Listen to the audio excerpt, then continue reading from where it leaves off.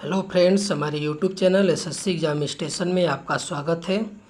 तो आज हम एसएससी फेज़ 11 का कट ऑफ बताएंगे कि यह कितना कट ऑफ जा सकता है और जो एग्ज़ाम हुआ तो कैसा उसका क्वेश्चन का लेवल क्या था।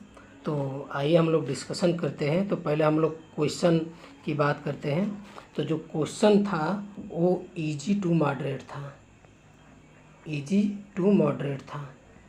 Question paper easy to moderate था, क्योंकि इजी और मॉडरेट मतलब कि अगर 25 क्वेश्चन अगर मैथ का दिया है तो जो मतलब कि थोड़ा टफ में दो दो जो क्वेश्चन आया था तो 2 से 3 क्वेश्चन बहुत ज़्यादा थोड़ा मतलब कि एक अच्छे लेवल के थे। अब बाकी जो इसमें का जो क्वेश्चन था 10 12 14 क्वेश्चन वो इजी था और बाकी मॉडरेट 10 क्वेश्चन ने मॉडरेट पूछा था।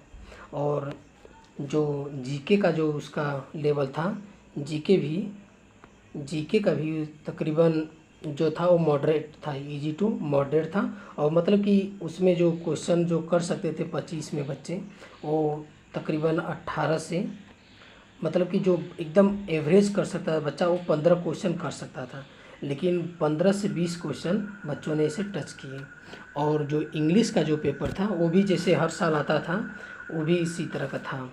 तो जो कट ऑफ जा सकता है इस बार, तो वो उसके पहले हम लोग पिछला कट ऑफ का डिस्कशन करेंगे कि मतलब पिछली बार कितना कट ऑफ गया था और मतलब कि कैसा कट ऑफ जाता है हर पोस्ट वाइज अलग अलग पोस्टों के लिए। तो और इसके बाद हम इसकी कुछ कड़वी सच्चाई भी आपको बताएंगे, जो आप देख लीजिएगा इसकी मतलब कि मैं सही बताया कि नहीं। तो अगर हम पिछली कट ऑफ की जो 10+2 हाई सेकेंडरी की अगर बात करेंगे, तो हाई सेकेंडरी की जो पिछली बार था सीट 613 था टोटल सीट। और जो कट ऑफ गया था अलग अलग पोस्टों के लिए देख सकते हैं कि जो कट ऑफ था, जैसे कि इसका कोड नंबर क्या है 1112 था। तो ये जो सिर्फ ओबीसी का है, इसमें सीट ओबीसी का था, तो जो कट ऑफ गया था ये ओबीसी का, इसमें ये देख रहे हैं 96 गया था और कुछ ये 97 गया है।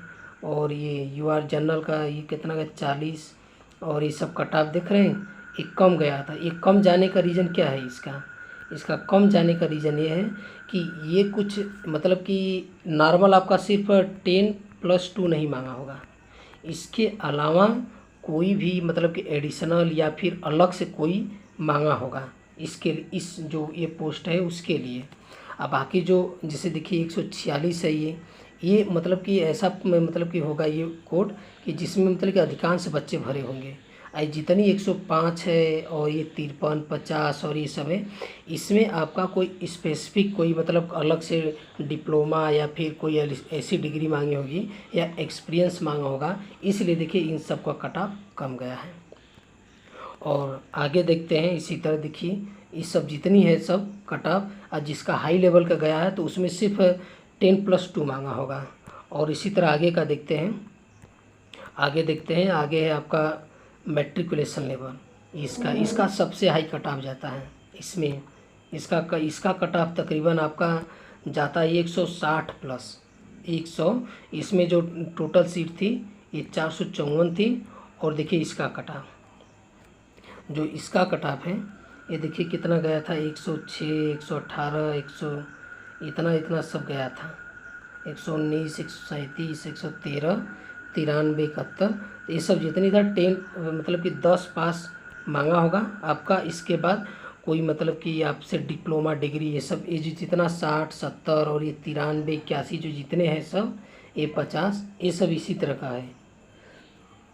और इसी तरह का ग्रेजुएशन का देखते हैं। देखिए ग्रेजुएशन का है जो देखिए ग्रेजुएशन में टोटल 377 सीटें थी। तो ग्रेजुएशन का अगर देखते हैं, देखिए ग्रेजुएशन में गया है इसमें कितना है, ये देखिए 141 गया है इसका, मतलब इसमें सिर्फ ग्रेजुएशन मांगा होगा। इसमें सिर्फ वो भी एससी का है, देख रहे हैं एससी का है। और ओबीसी का एक है देखिए 77 गया है, 99 71 गया है। इसमें देखिए 148 गया है। ये इसमें सिर्फ ग्रेजुएशन मांगा होगा जिसमें बच्चे अधिकांश भरे, क्योंकि कोई भी हो इसमें देखिए एक 10th पास है, एक 12th पास है और एक ग्रेजुएशन का है।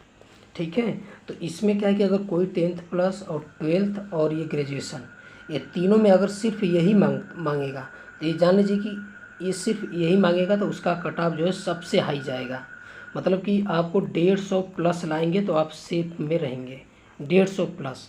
नहीं, इसके अलावा अगर कोई भी अगर मतलब 10th का है, जिसे बता रहे हैं, जैसे 10th का है, 10th का हम देख लेते हैं। तो अगर 10th का कितना आपका मतलब कि सिर्फ 10th पास मांगा है तो कितना आपका स्कोर होगा तो हो जाएगा। तो इसमें आप जान लीजिए कि 140 से 150 इतना रहेगा आपका, तो आप सेफ जोन में रहेंगे। 10th का 150, नहीं एकदम एवरेज मानेंगे तो 150। नहीं अगर इसके अलावा कोई भी डिप्लोमा डिग्री, अगर डिप्लोमा मांग देगा तो आपका रहेगा 110 120 इतना आपका नंबर रहेगा। या अगर एक्सपीरियंस मांग दिया इसके साथ तो जान लीजिए कि 70 या 80, 70 80 इस तरह जाएगा आपका कट ऑफ।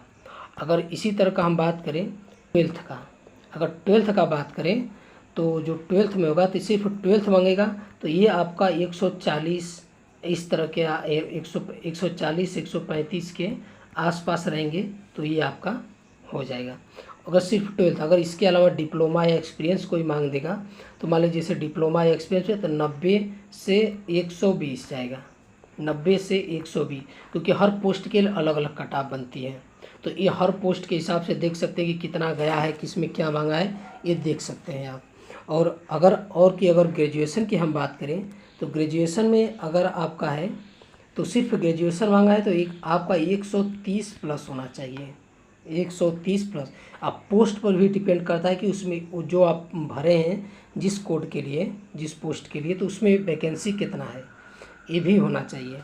और उसके बाद अगर इसमें डिप्लोमा मांगता है तो ये आपका चला जाता है 110 के आसपास। अगर कोई एक्सपीरियंस या कोई बड़ी डिग्री होती है जैसे MSc हो गया केमिस्ट्री से, या PhD हो गया, या BT करके आता है कोई एक कोर्स होता है, ये सब मांग देगा तो ये जान लीजिए कि आपका 70 से लेके 90 के बीच ये आसपास रहेगा तो आपका हो जाएगा।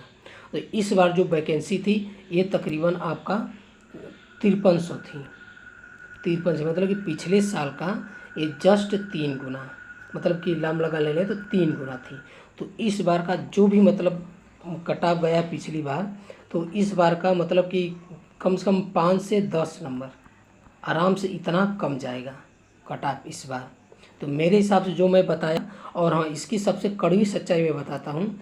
इसकी कड़वी सच्चाई है कि पहले इसका जो अगर आपका रिज़ल्ट आ भी गया तो इसको आपको मतलब कि ज्वाइन करते करते ये आपका करके तकरीबन 2 से 3 साल हो जाएंगे इसको ज्वाइन करते गए, क्योंकि एडिशनल रिज़ल्ट बीच में निकालेगा। अभी देखिए फेज़ 8 का क्लियर हुआ है, फिर अभी फेज़ 9 का प्रोसेस चल रहा है, फेज़ 10 का भी प्रोसेस में है अभी।